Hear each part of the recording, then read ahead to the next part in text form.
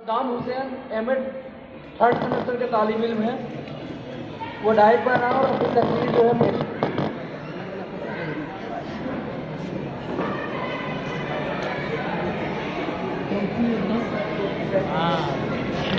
अस्सलाम वालेकुम रहमतुल्लाह। सबसे पहले आप तमाम लोगों को तकरीब यौम आईन हिंद का मुबारकबाद पेश करता हूँ। हमारे आज के इस प्रोग्राम के सदर मानव सिटी के प्रिंसिपल जनाब फैज़ अहमद साहब और सामने बैठे हुए हमारे असातिज़ा इकराम, आज के इस तकरीब में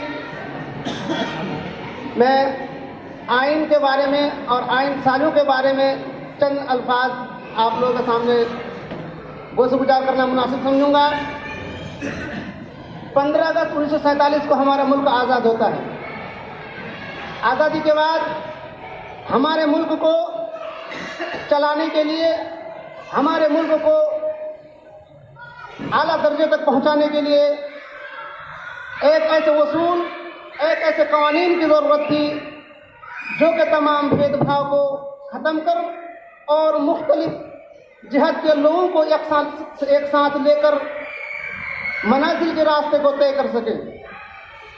इन्हीं की जिम्मेदारी डॉक्टर भीमराव अम्बेडकर को दी जाती है और डॉक्टर भीमराव अम्बेडकर बहुत ही मुशफ़िकाना और गैर जानिबदाराना अंदाज में 2 साल 11 महीने 18 दिन की बेलौस मेहनत और बहुत ही जिद्दोजहद के साथ इसको पेश करता है।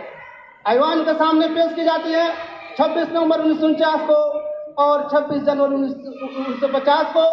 26 जनवरी 1950 को हमारे मुल्क ने इसको, हमारे मुल्क के ऊपर इसको नाफिज कर दिया जाता है और तब से हमारा मुल्क जमहूरी मुल्क बन जाता है। ये दस्तूर हिंद चंद मानों में अहमियत का हामिल है। नंबर 1, ये हिंद आइन असल में कवानीन का एक मजमूआ होता है जिस पे चल के हुकूमत और आवाम और इंतजामिया को बेहतर किया जा सकता है।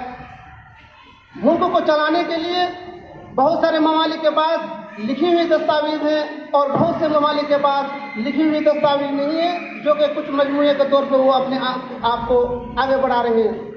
लिखी हुई दस्तावेजात में हमारा मुल्क दुनिया की वाहिद ऐसा मुल्क है जिसकी सबसे बड़ी संविधान जो तहरीरी शक्ल में है। जिस वक्त हिंदुस्तान को ये आइन पेश किया गया, वो आइन 2 ज़बान में लिखी गई थी, एक अंग्रेजी और एक हिंदी। इसमें एक बात गौर करने की है कि इस आइन को लिखने में डॉक्टर भीमराव अम्बेडकर ने अपने हाथों का इस्तेमाल किया था। इसमें ना किसी तरह की प्रिंट किया गया था और ना इसमें किसी तरह की टाइपिंग का इस्तेमाल किया गया था।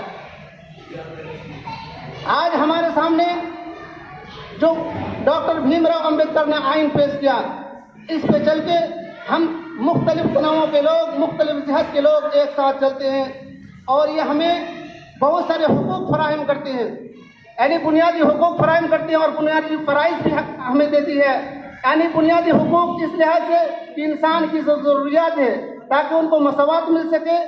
चूँकि इंसान आज़ादी से पहले गुलाम बना करता था, जो कि आज़ादी से पहले लोगों को तकलीफ हुआ करती थी। आज़ादी मिलने के बाद उसे आज़ादी सही मायने में मिलनी चाहिए थी। सो आज़ादी डॉक्टर भीमराव अम्बेडकर ने इस संविधान में, इस आइन में तहरीरी शक्ल में दे दी, जिस पर चल के हम हिंदुस्तानी फ़ख्र महसूस करते हैं और हम हिंदुस्तानी बहुत ही क़ुव्वत और मतानत के साथ अपने मज़ाहिब का अमाल करते हैं, मज़ाहिब की फरीज़ा को अंजाम देते हैं और मुल्क के प्रति, मुल्क के खातिर अपनी खिदमत को पेश करते हैं। यही हमारे दस्तूर हिंद आइन, जो कि हमको आज जो 26 नवंबर 2018 को हम तकरीब मनाते हैं, ये तकरीब 2015 से मनाना शुरू किया गया है।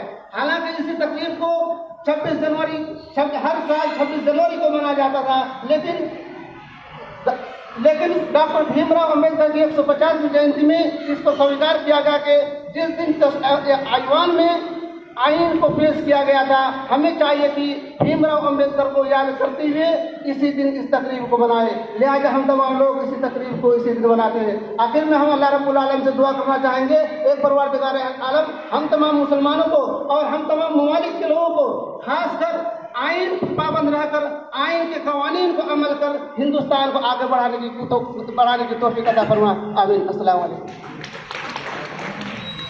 शुक्रिया बहुत बहुत सद्दाम हुसैन।